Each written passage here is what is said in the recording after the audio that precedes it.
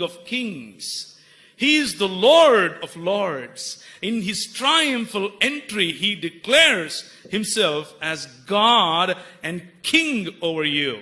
And Basilia is the word that I want you to remember this morning. And that's the word he used it there. Number two, the Ancient of Times has left the Father's bosom, and he came down and he wants to exercise his authority just the way he depicted in the Garden of Eden, by supporting his creation, by working along with his creation.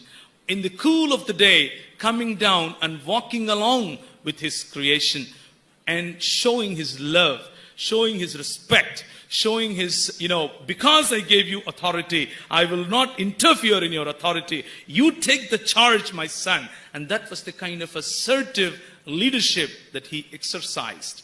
And going forth, this Ancient of Times meets the Ancient of Days in Daniel chapter 5 and chapter 7 and so on and so forth. Let me go to Daniel chapter 2. Daniel chapter 2. Here, there is another king who thinks he is the best of the kings. He thinks he is the best of the kings, just the way today's America is, or just the way हमारे पूज्य और हमारे माननीय प्रधानमंत्री Narendra Modi Sahab, just the way he thinks he is. The Nebuchadnezzar also thought the same way. I am the king over this country. I am the king over this. At that time, actually, the nation was, this nation particularly, Nebuchadnezzar's nation was like America today. And he felt he is the actual king, and he sees a dream. In his vision, he forgets what he saw, but he's very troubled in his heart.